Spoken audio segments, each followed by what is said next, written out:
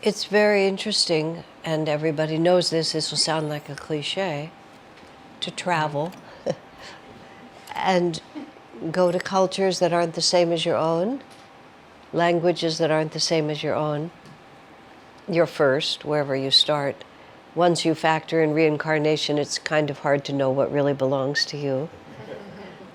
And right now, when the world is just such a mixed up story, that everybody's everywhere, and Master said, a lot of people who are more in their spirit Indian are being born in the West so that they can bring all those teachings there, and a lot of people who are more traditionally Western, even American, you're being born in India. I was completely charmed many years ago when we were traveling as tourists and pilgrims to Varanasi, which is where I was also just a few days ago. And our local guide was a man named Ram, who was exceedingly proud of his culture and his city in a very nice way. And over the course of many years, we became friends. He had 5 daughters, and then finally the 6th was a son. All 5 of the daughters and his wife and him were very, very traditional Hindus. They followed the rituals and they looked that way. The son, I think he was from New York, even though he was born to them. They were all very short. He was about 6'2". And the business he went into right away was cell phones at a time when cell phones had hardly just started. Whatever his name was, it meant the jewel of the family. But it was just, you just looked at them and you thought, 7 people who've been in this culture for a long time, and where this, they say that the cuckoo bird just deposits its egg in the nest and then flies away. and then just leaves that egg to, so every so often you meet a cuckoo egg in real life. This man was a cuckoo egg. He was a perfectly nice man, lovely man, in fact. And I think he took care of all 7 of those people. But nonetheless, it was just like, God, what are you doing here? Because things that have been traditional and true for generations and generations are just ending every day. Recently, we were having that conversation that everybody is having about artificial intelligence, and how all these highly skilled professions that people are going to expensive universities to learn in another 10 years just may not exist. I mean, I remember when this dear family who ran the film developing shop, just completely vaporized because of digital cameras all of a sudden. So we are not living in times where we can comfortably just do what we've always done and think that it's going to work. I have the unusual privilege being in a community and having been in the same community for 50 years now, that I have multi-generational friendships. So I know what the kids are actually doing. And I'm always a little moral dilemma when I talk to the parents and they tell me what they think their children are doing. And everybody's a good person. It's not like people are way off the rails. It's just that the past is no indication of the future.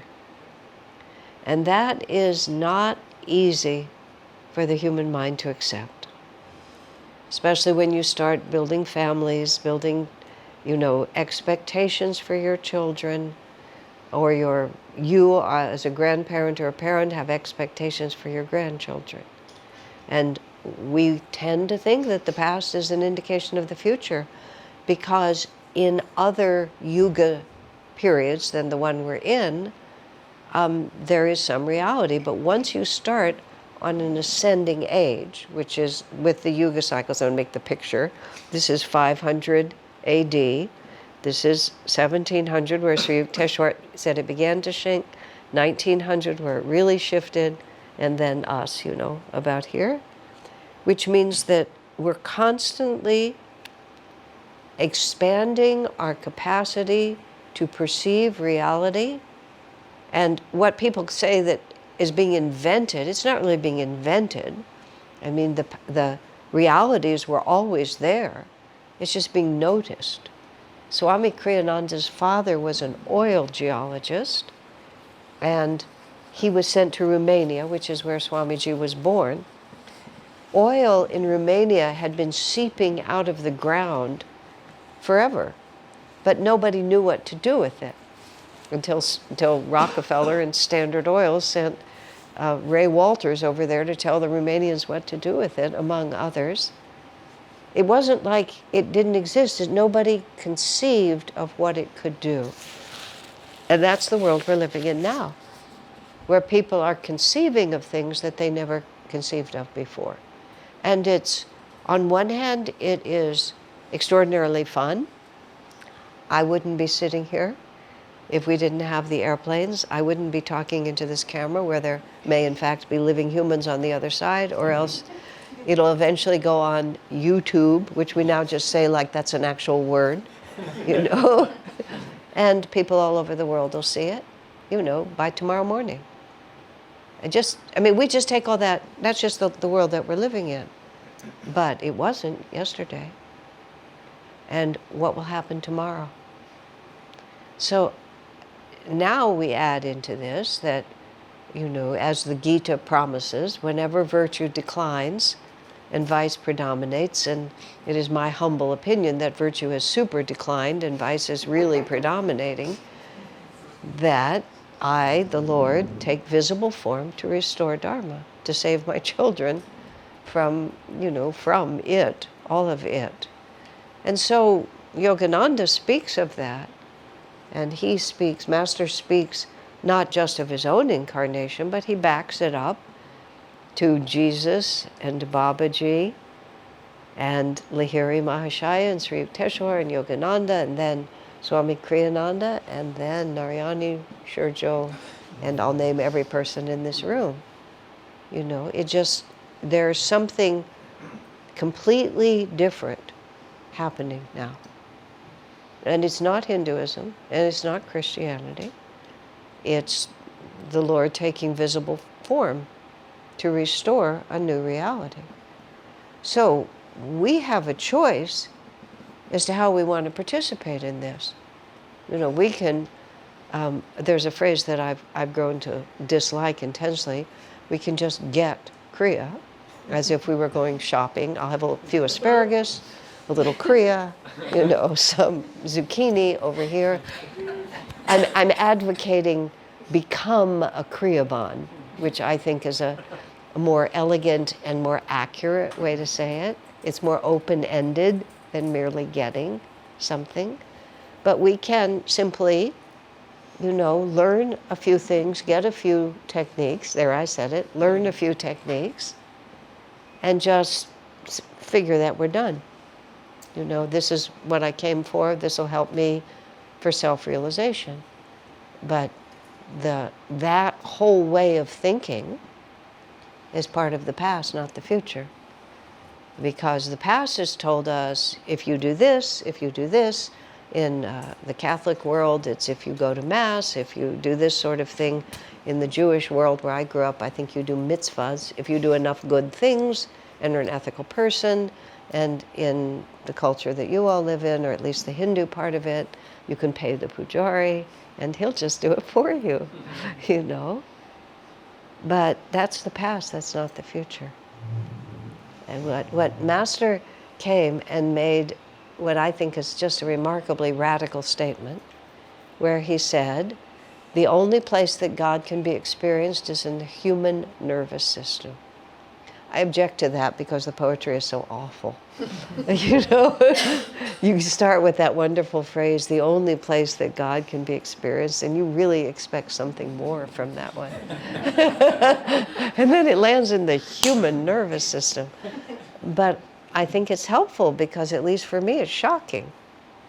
It just to realize that we're just carrying it within us. And all of our ideas that it's something outside, that some institution can do, that a priest can do for you, that if you just follow these certain rules, you'll be saved. That's the past, that's not the future. We came out of an age of form, we're going into an age of energy. And what that means is it just either is or it isn't. You can't just make it look right. It has to actually be who we really are.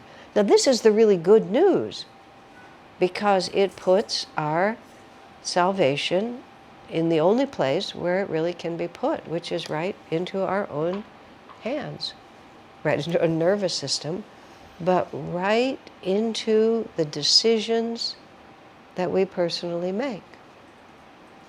And so when we get drawn to this path, or I think almost all of you, or all of you in this room at least, are somewhat associated or deeply associated, or whatever path you're following, but in this path, Master, and then Swamiji through him afterwards, which is a role, Swamiji plays this role. He's the next generation for Master. We know of several incarnations when Master was a king and Swami was even his actual son, or in this lifetime where he was his spiritual son. And he just takes this great, what Swami called Master, he said he was like a meteor streaking across the heavens. He said it was just such a powerful light, and it just went across the sky like that. And then Swami's job was to sort of pull it down, so that all of us could actually figure out what we were supposed to do about it. Because you can be profoundly inspired by something, but what are you going to do about it? For me personally, I had understood the idea of self-realization through the teachings of Vivekananda and Ramakrishna for about 3 years. I met that when I was 19. I met Swami when I was 22. And during those 3 years, I studied self-realization, but mostly I started reading the lives of saints.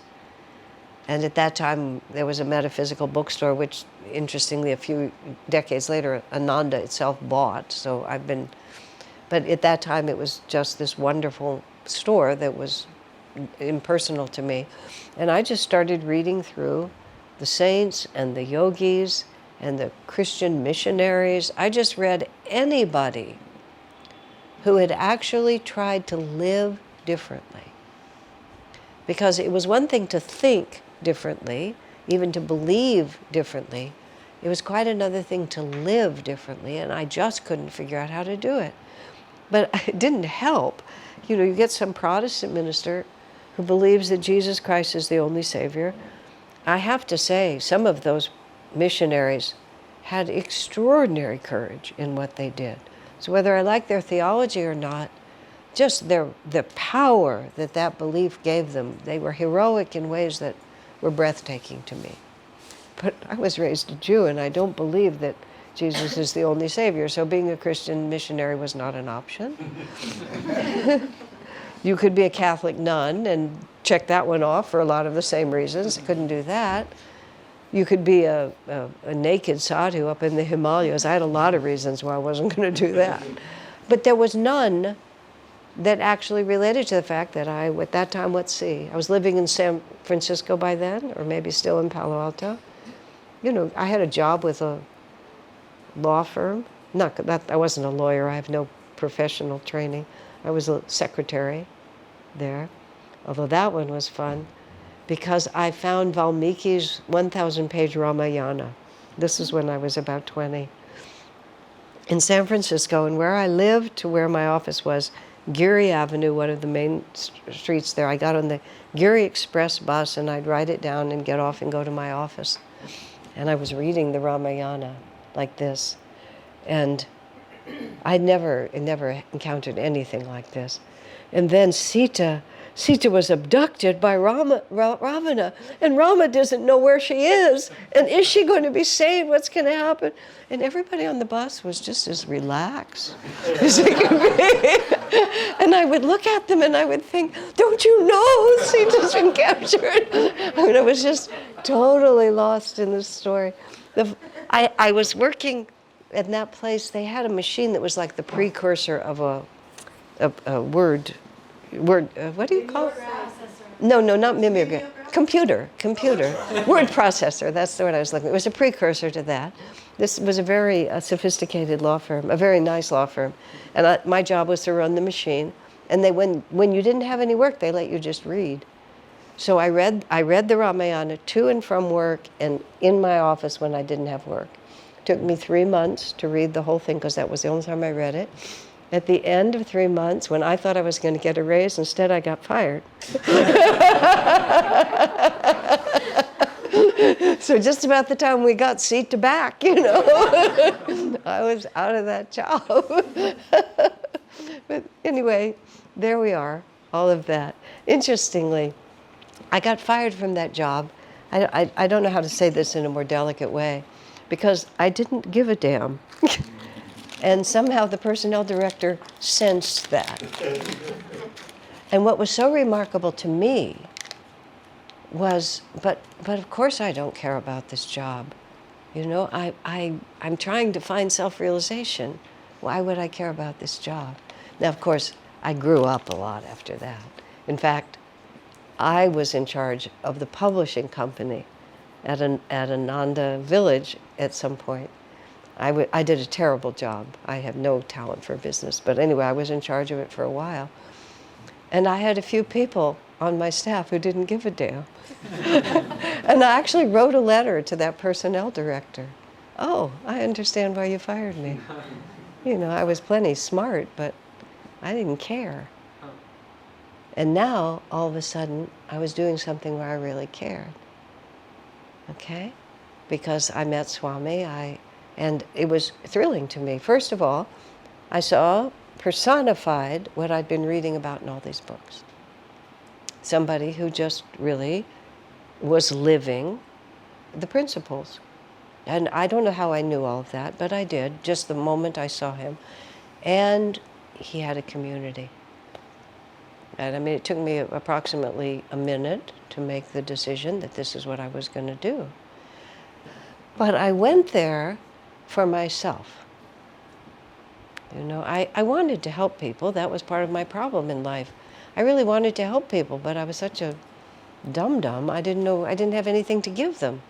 What could I give people? My desire to know something, but not knowing anything? I just didn't have anything that I could believe in or care about. But still, even after I found Swamiji, and even after I went to live in that community, I was still just in it for myself. I didn't look terribly selfish. I was working hard. I was cooking for everybody. It was fun.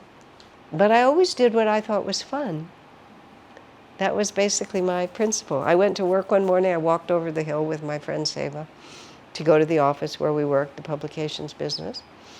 We arrived close to the building. She went directly in about 8:30 in the morning. But I kept recalibrating and meeting things that were more fun and didn't actually get to the office till 4 in the afternoon. At which point my dear friend Seva, mentor and friend, who was a woman of few words, but got her point across, said, "Good morning, Asha."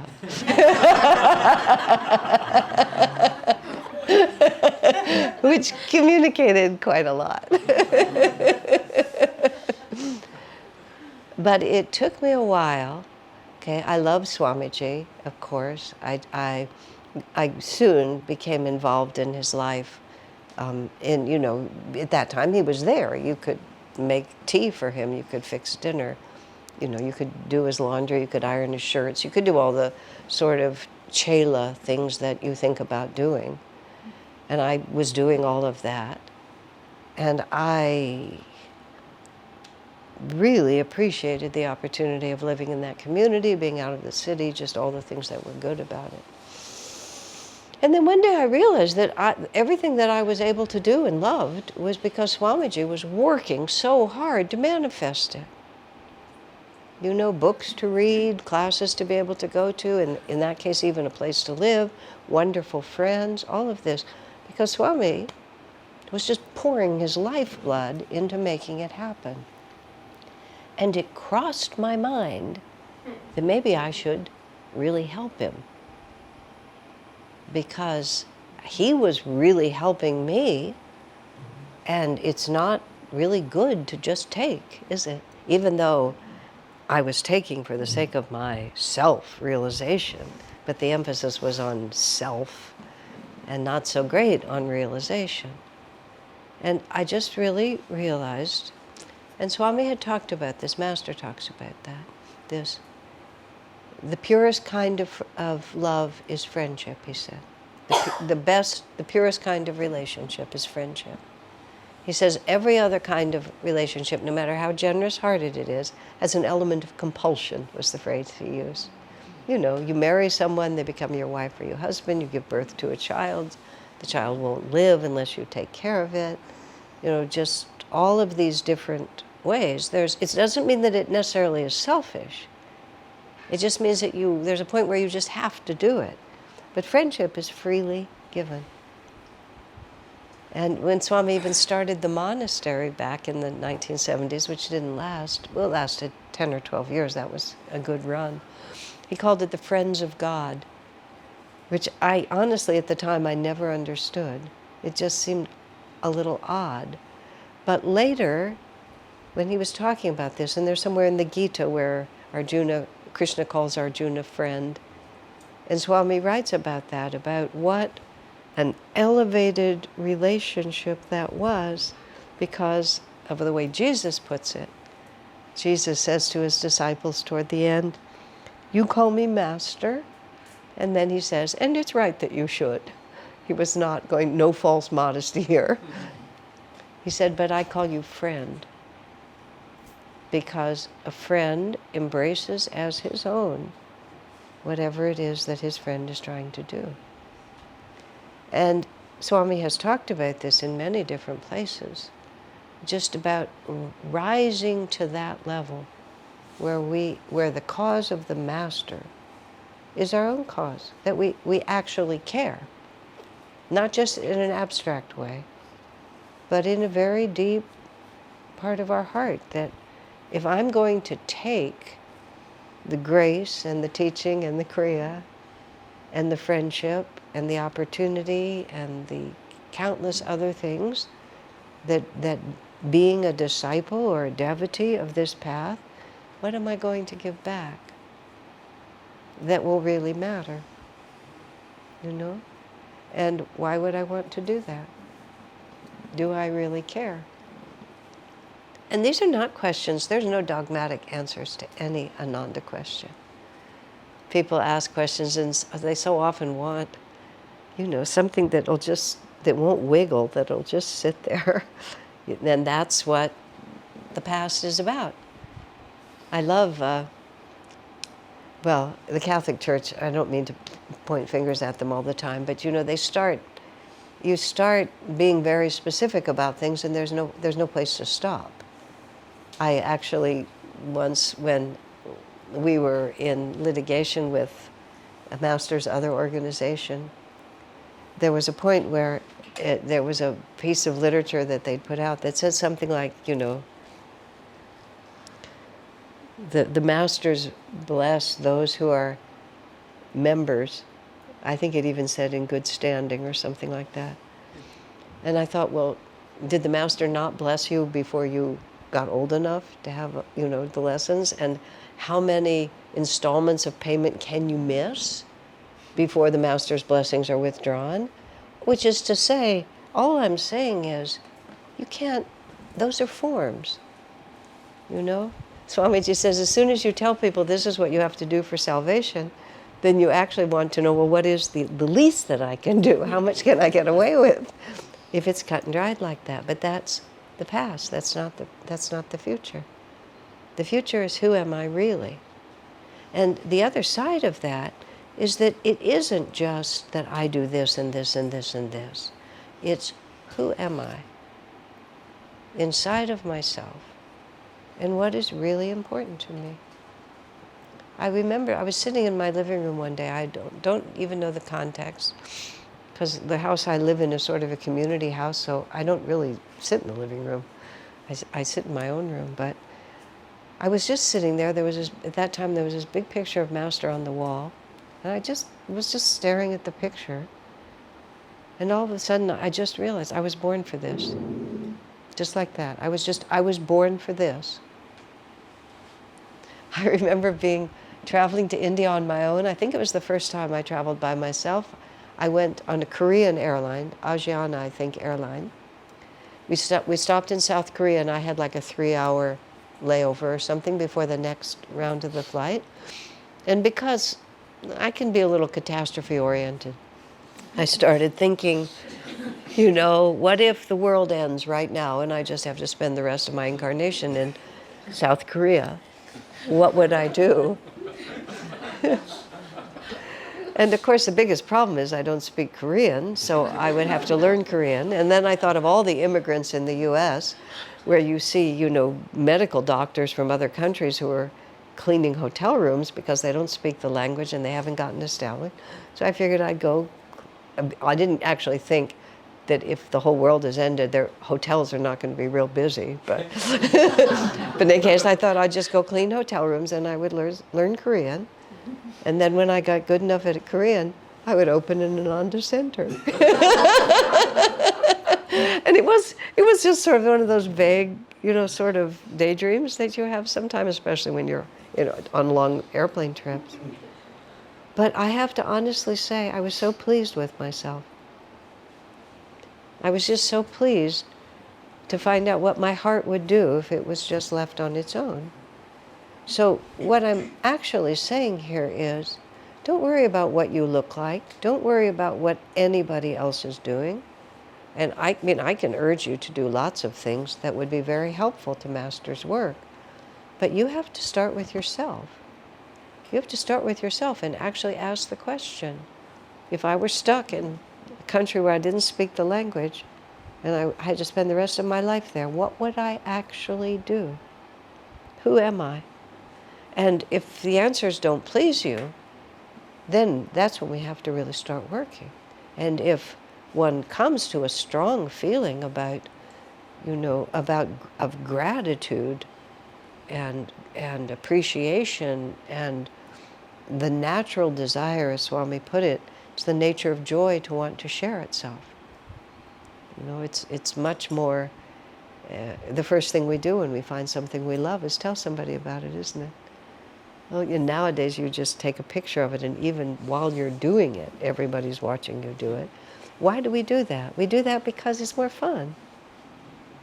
And what if you feel that you have found something that changes your life forever? What do you want to do about that? And it's your time, your money, your heart, your talent. How do we use it? And everybody, has their own way. But one of the things that Master has done for us is he's brought us together. To be brothers and sisters to each other. And this world, especially this country, is very complicated. You start with the traffic. We've changed the word slightly to desire, my great enemy. Geography, my great enemy. But the human heart has no limit. So if we're going to walk in the footsteps of the Master, we have to ask, where is he going? And how can I be his friend?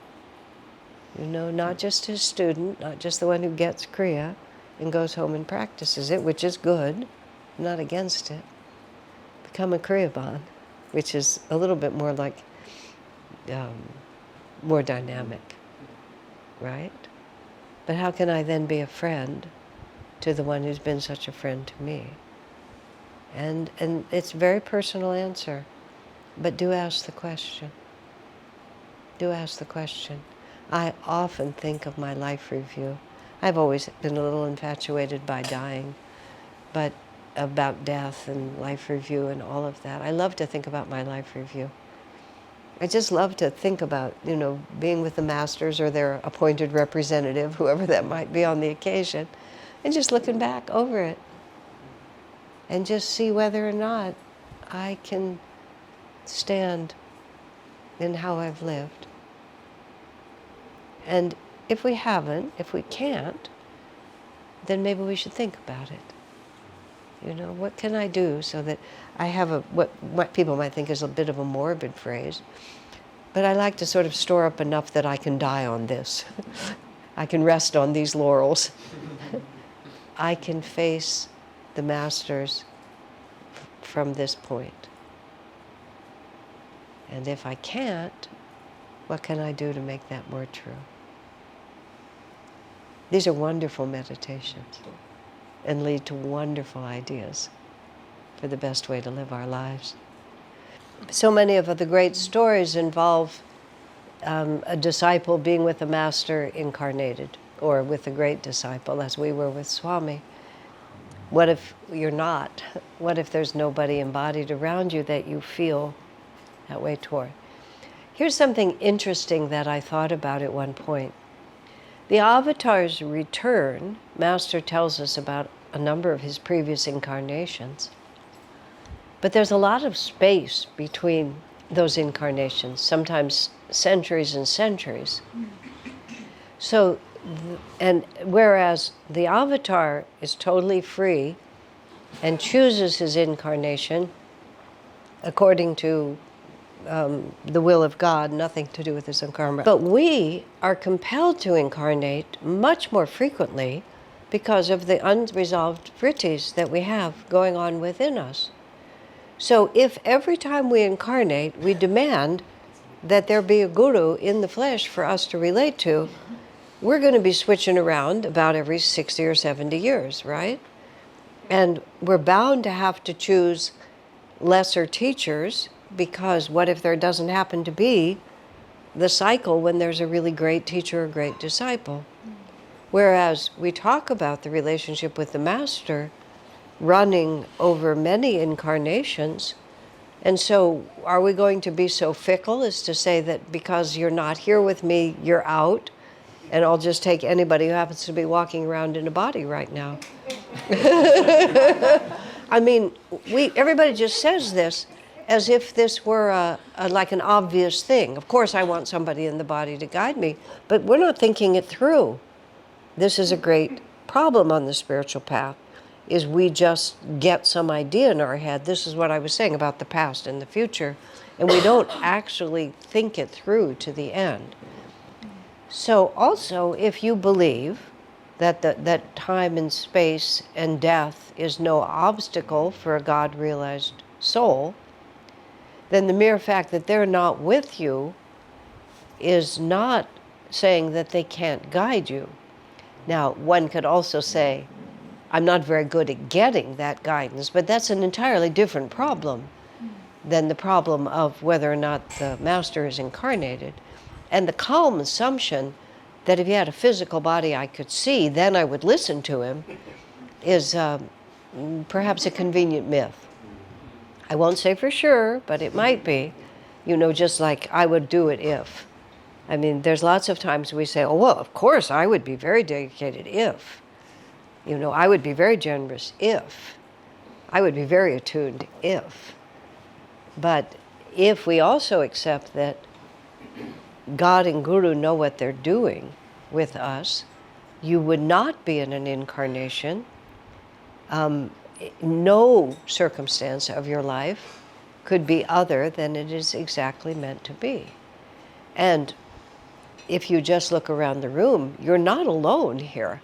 You're not out on some desert island with no resources and just trying to make it up all by yourself. You're surrounded by Guru Bhais, some of whom have been given positions of responsibility with good cause, and many of whom you get to know well and whose wisdom you can learn to trust. And the other assumption that people make is that the only way I can be guided is directly to me. That nobody else is ever going to get true guidance about me, only me. Although the chances of me getting true guidance about me are actually quite diminished because we're so engaged with our own realities. And that doesn't mean you go, take a vow of obedience to just anybody. But if you find yourself without you feel you are insufficiently guided, then it behooves you to try to find people whose wisdom you can trust and whose experience you can trust. And bear in mind, it doesn't have to be, it's not mindless obedience. Just like, I was fortunate because I always say I grew up, but it was through my 20s at Ananda Village. And I had friends who were more or less my peers, but we were all sincerely in this together. And so I could take my ideas to them, which I did constantly, and say, what do you think?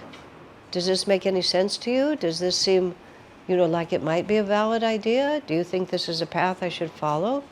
And I didn't have to do what they said, but I have to say that the feedback I got from my Guru Bhais was invaluable to me. And here we are, So it's a question of you opening yourself to the resources that are available to you. Because there's a law of abundance, which is you have to be grateful for and make use of what you have before more is given to you. And if you reject what you have because it's not what you think you want, the chances are not good that you'll get more.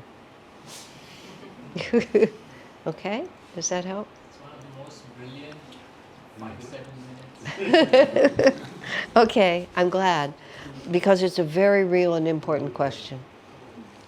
Many people tell me they've been able to tune into Swamiji more since he died than they could while he was living. Swamiji said, you all are lucky that you never knew Master in the body, and you would think that's the dopiest thing I ever heard. He said, because it was so confusing. Here, he's the infinite spirit, he's in me all the time, and he's next door, he's writing letters, and he's going out to dinner. I mean, how do I put that together? He said, you all were never confused like that. Just interesting, again, let's examine our ideas and not just flow with them. Okay? Okay, I have one. Okay, Duty. I believe I heard Swamiji say that as far as free will goes. Oh dear, the old free will. You know where this is going. I know where this is going. Talk about the old free will question. Go ahead. That you don't even really have a choice of which color tie you put on. Yeah, you go to your closet and you pick out the tie according to predestination, which is an annoying concept. So that's the question? I don't know why people are so interested in free will. I think free will is a horrible idea. But everybody's always really interested in it. I don't want to know that I have free will. I want to feel like God is in charge of my life. But people would come. I for the last more than 30 years, I've lived in Silicon Valley. And those are strong, independent-minded people. For the most part, it's just too darn expensive to live there unless you've got a lot of energy, much like perhaps Mumbai. Yeah. But people would come and, we talk about guru, and I don't want a guru. I don't want to turn responsibility for my life over to someone. I'm in charge of my own destiny. I said, no such luck, The master's not going to do it for you. It just... So here's how I feel like the question of free will is, it goes up into this big abstraction.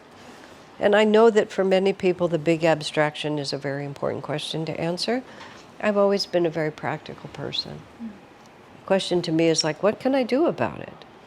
If I got some big story about what percentage is free will and what is this and that, would it make any difference? Because this is what I know.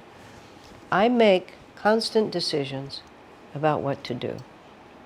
And I experience in an extremely direct way that what the decision I make in the morning affects the afternoon. The decision I make for a week is going to affect the week after.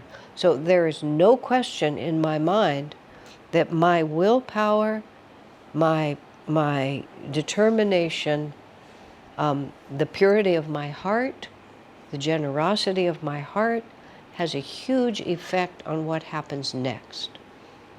And even if I can't get super theoretical about I was going to have to be generous, it doesn't feel like that. It feels to me like I have energy, and that energy has consequences. So who cares about the rest of it? I know a lot of people do care about the rest of it, and I'm not being disrespectful. It's just the way, my particular mind works. But the other part of it is, look how interrelated everything is.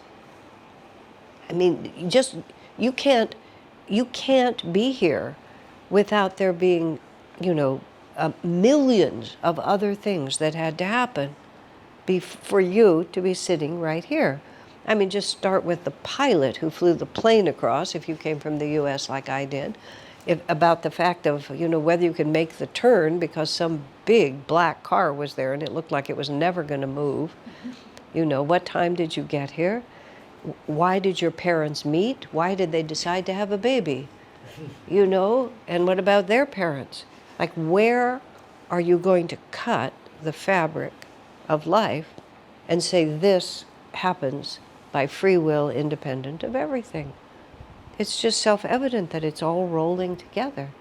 And, things happen to us from lifetimes we don't even remember. Karma comes due. And it's just, Master said we make the mistake of thinking that because things follow one another sequentially in time, that one thing causes another.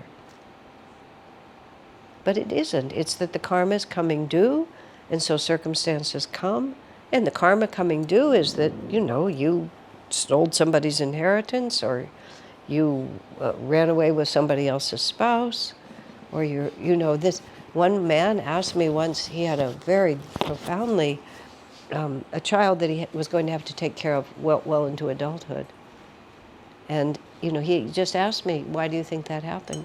I said, and I knew him and I knew his personality. So I said, I don't know, maybe you abandoned your wife and ran away with your secretary and she raised your 6 children or something like that. You have a parenting debt that you have to pay. You have a health debt that you have to pay. Just there's all kinds of things. So where do you cut it?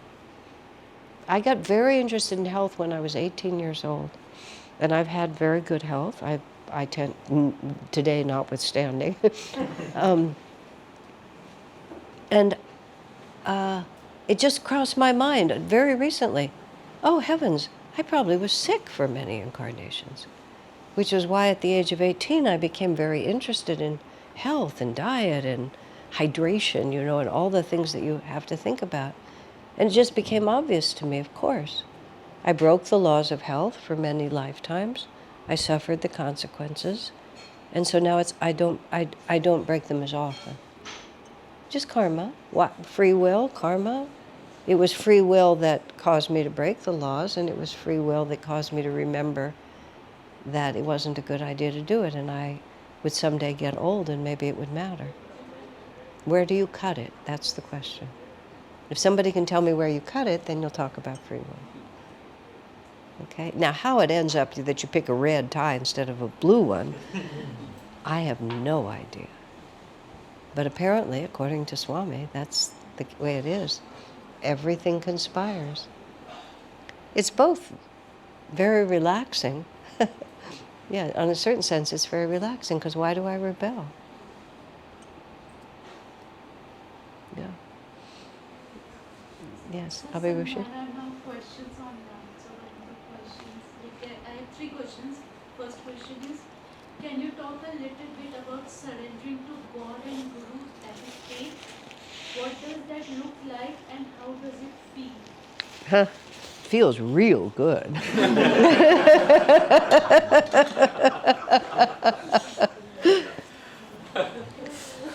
Swami uses the word surrender, although at other times he's talked against the word surrender.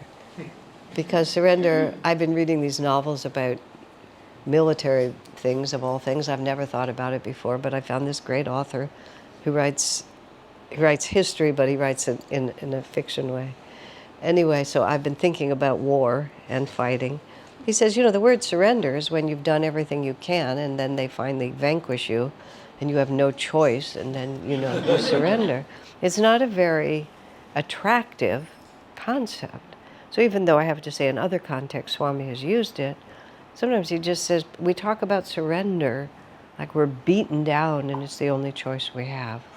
The ego still wants to triumph, but it realizes it can't, so it surrenders. But that's not, it's not something you just like lie awake and think how happy that would make me. What I think is more dynamic is the word acceptance. And I don't mean acceptance in a passive way, but it's accepting what is. And what is that we are tiny little creatures on this planet, and we are children of a great loving Mother, Father, God, and most of us are disciples of God-realized masters who can do so much for us if we just cooperate with them. And so then why would we not? We rebel, we argue, we want it to be different, but what do we know? I mean, this is, again, you have to actually ask the question, why do I think such and so would be a good idea? Well, because I like it. I want it. Ego wants easy and pleasurable. Soul wants freedom. Just like ask yourself that question. Do I want to be comfortable or do I want to be free? And then to be free means that I want to accept what God has sent me, and I want to cooperate with what God is asking of me. You can also call that surrender, but I think those are more dynamic ways to think about it. That doesn't mean we can't be honest and say, whoa, this one looks like a terrible plan, sir. But there you have it. You wouldn't send it to me if there were... the way I think about it is, if there was an easier way for me to get free, God would have sent me by that route. Because He loves me. He doesn't hate me. But this is the only way home. So we have to go that way. Yeah. Next question is, what is the thing you have been most surprised by about a life of discipleship? What is the thing you've been most surprised about the life of discipleship? Wonder what the answer to that would be.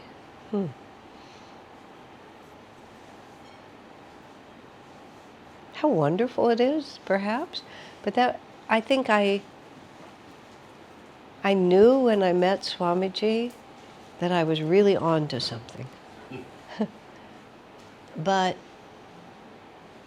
I had no idea how magnificent this path is. I think that's the only words, because the longer I live it, the more astonishingly, awesomely magnificent it is. So that would be a surprise, because not a surprise in the sense that I didn't know it was possible, but a surprise in the sense that I was incapable of comprehending my good fortune. And every day is a bigger day than yesterday. Doesn't mean every day is happy or easy, but gratitude is different than that. Okay? How to practice humor in day-to-day life to inculcate this habit?